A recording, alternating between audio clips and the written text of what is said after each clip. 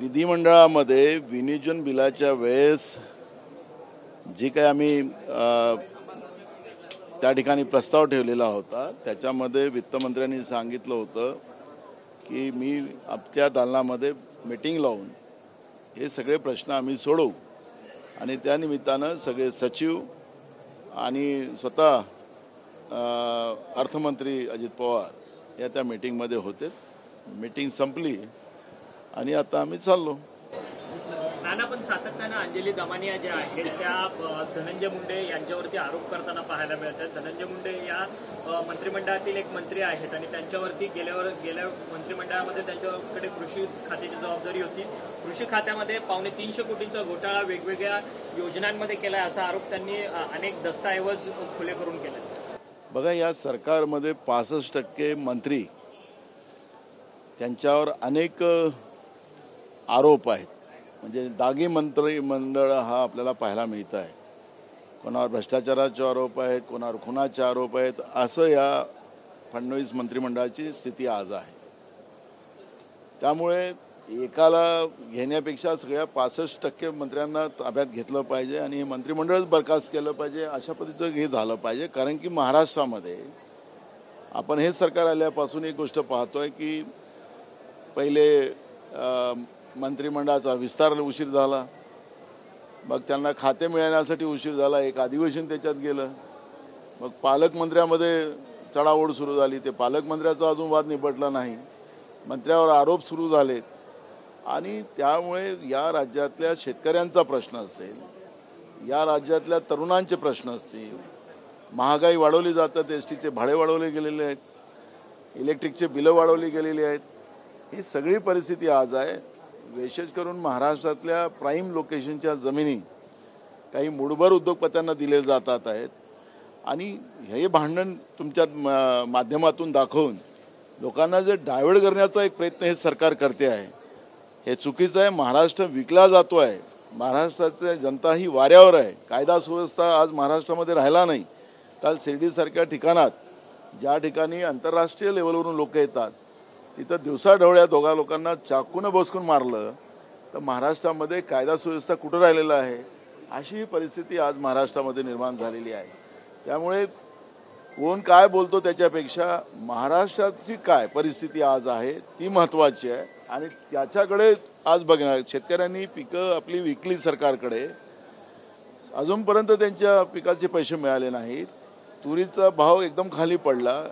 कापूस असेल, सोयाबीन असेल, कांदा असेल, धान असेल, कोणीच विचारायला तयार नाही. शेतकरी आत्महत्या करते आहे महाराष्ट्रात आणि त्याच्यामुळे एकाला टार्गेट करण्यापेक्षा हे महाराष्ट्रातलं मंत्रिमंडळच भ्रष्टाचारी आहे, खुनाचे आरोप असलेले मंत्रिमंडळ आहे. त्यामुळे हे मंत्रिमंडळच बरखास्त केलं पाहिजे. ही भूमिका आज महाराष्ट्राच्या जनतेच्या मनामधून आपल्याला ऐकायला मिळतं.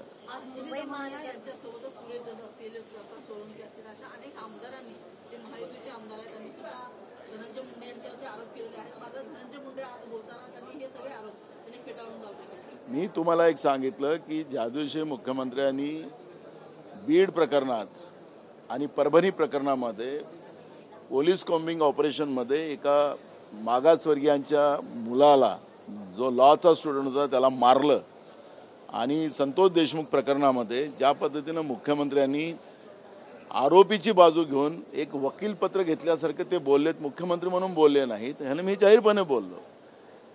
आणि त्याचं कारण आहे की आजपर्यंत हे सगळं वातावरण तापत चाललेलं आहे. जनतेचे मूळ प्रश्न बाजूला पडत आहे.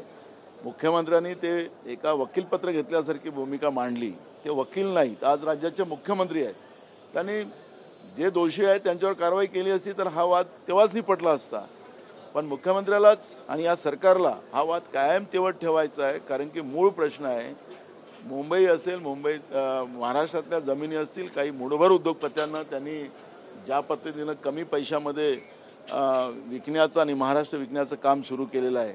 या सगळ्या गोष्टी दाबण्यासाठी आमच्या मंत्रिमंडळात वाद दाखवायचं, एखाद्याला टार्गेट करायचं, अशा पद्धतीचं जे काही वातावरण सुरू आहे ते करण्यापेक्षा हे मंत्रिमंडळच बरखास्त करा अशा पद्धतीची भूमिका महाराष्ट्राच्या जनतेची आता सुरू झाली. महानगरपालिकेचं बजेट देखील वाढलं या सगळ्या संदर्भात सातत्याने काँग्रेसकडनं प्रश्न उपस्थित केला जात होता. 76 लाख मतदान वाढलेलं राहुल गांधी यांनी देखील परवा संसदेमध्ये या सगळ्या संदर्भात सविस्तर भाषण केलं. त्यावरती भाजपचे नेते मात्र राहुल गांधी यांच्यावरती मोठ्या प्रमाणात टीका टिप्पणी करताना पाहायला मिळतात. बघा, सोबत म्हणतात की महाराष्ट्राचा त्यांनी अपमान केला. मी देवेंद्र फडणवीसालाही सांगतो, कारण की देवेंद्र फडणवीसांनी आम्ही जे प्रश्न विचारले ते निवडणूक आयोगाला विचारले आणि देवेंद्र फडणवीसांनी निवडणूक आयोगाची बाजू विधानसभेत मांडण्याची गरज काय होती? त्यावेळेस तर तो प्रश्न निघाला नव्हता, विधानसभेतला प्रश्न नव्हता. आम्ही निवडणूक आयोगाला प्रश्न विचारले की तुम्ही जे महाराष्ट्रामध्ये 5 महिन्यात एवढे मतं वाढवलेत आणि शेवटच्या दिवसापर्यंत वाढवलेत, त्याच्यात ऑब्जेक्शनची काही व्यवस्था नव्हती. यावेळेस आपल्याला माहितीसाठी सांगतो, आणि ही मतं वाढली ती कोणाची वाढली, आणि रात्री संध्याकाळी 6 वाजताच्या नंतर जे मतदान झाले 76 लाख, ते मतं कोणत्या बूथवर झाले हे आम्ही विचारलेलं आहे. बघ, आम्ही विचारल्यानंतर निवडणूक आयोगाने उत्तर द्यायला पाहिजे ना. BJP वाल्यांच्या पोटात का दुखते आहे, का मिरची लागते त्यांना, त्याच्या प्रश्नाचं उत्तर देणार का हे लोक? अरे, यांच्या सत्तेतले पक्षातले आमदार चिमटे घेऊन बघतात की मी एवढ्या मतांना कसं निवडून आलो. लोकांना आम्हाला हाकललं गावातून, त्याही गावात आम्हाला मतं मिळतात आहे. मग मार्तंडवाडीच्या उदाहरणासाठी सरकार का विरोध करताय? करू द्या ना लोकांना. लोकशाहीचं जर तुम्हाला थोडंसंही मूल्यमापन करायचं असेल, त्याला वाचवायचे असेल, दिवसाडोळे खून करताय तुम्ही, आणि तुम्ही वरून आम्हाला राहुल गांधीवर आरोप करताय. राहुल गांधीने तुम्हाला प्रश्न विचारलाच नाही. निवडणूक आयोगाने डाटाच संपला, आता आमचा तो डाटा नाही आहे. अहो, निवडणूक आयोगाची जबाबदारी आहे. निवडणूक आयोग काय सांगतो की डाटा नाही आहे म्हणून आमच्याजवळ? डाळच काळी आहे, दाल में काला नाही आहे, डाळच काळी करून ठेवलेली आहे. लोकशाहीचा खून केलेला आहे. आणि त्याच्यामुळे भाजपवाल्यांनी राहुल गांधीवर टीका करण्यापेक्षा लोकशाहीच्या माध्यमातून तुम्ही सत्तेत आलं, तुम्हाला असं वाटत असेल तर निवडणूक आयोगाला विचारू द्या ना, सांगू द्या ना उत्तर.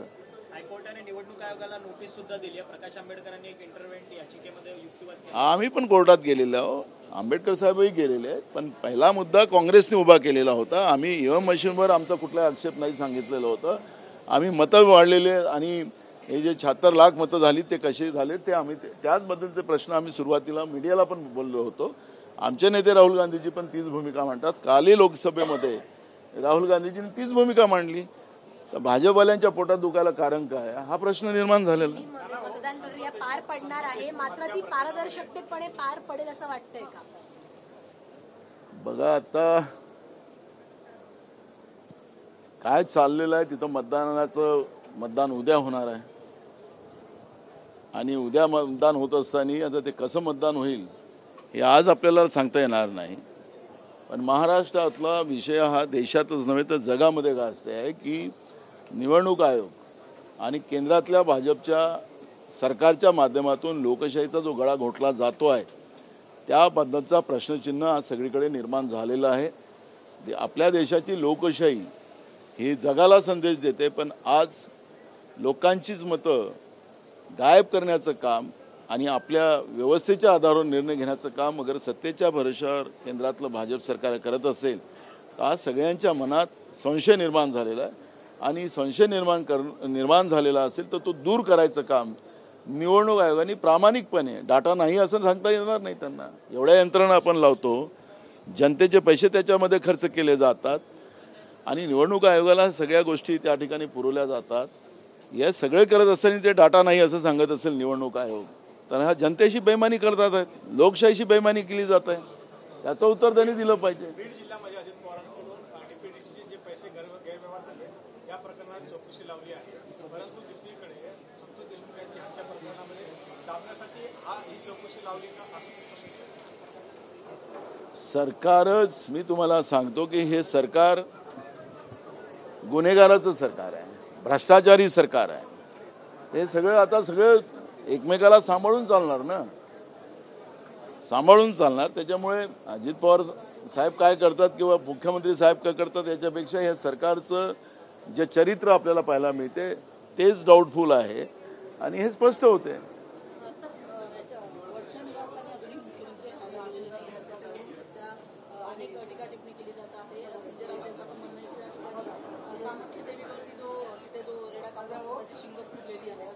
शिवसेनेतून म्हटलं जातं की जेव्हा उद्धव ठाकरेंनी वर्षा निवासस्थान सोडलं होतं तेव्हा टोपलीभर लिंब तिथे आलेले होते, तर अशा पद्धतीने वर्षाच्या बद्दल चर्चा.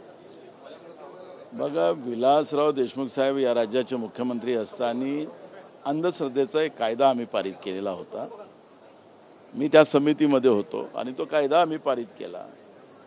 महाराष्ट्र राज्य हे शाहू फुले आंबेडकर विचाराचं आणि छत्रपती शिवाजी महाराजांचं महाराष्ट्र आहे. या महाराष्ट्रामध्ये मुख्यमंत्र्याच्या बंगल्याबद्दलचं अंधश्रद्धा सरकारच पाळत असेल तर ही गंभीर बाब आहे. त्यामुळे सरकारमध्येच अंधश्रद्धा निर्माण झालेली आहे, ताळमेळच नाही. आता हीच अंधश्रद्धा आहे खरी, यांच्यात ताळमेळ नाही त्याची. पण मिळून खाण्यामध्ये, भ्रष्टाचार करून मिळून खाण्यामध्ये ताळमेळ बरोबर आहे. त्याच्यामुळे ही जी अंधश्रद्धा जी मुख्यमंत्र्याच्या बंगल्याबद्दलची निर्माण करण्यामध्ये सरकार ज्या पद्धतीनं पुढं जाते आहे हे महाराष्ट्राला न शोभणार आहे. त्यामुळे सरकारने हा अंधश्रद्धा वाद बंद करावा ही भूमिका आमची आहे.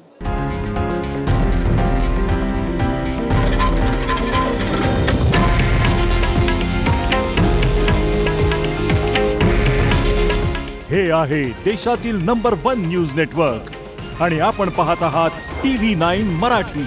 काळजी तुमची, हित महाराष्ट्राचं.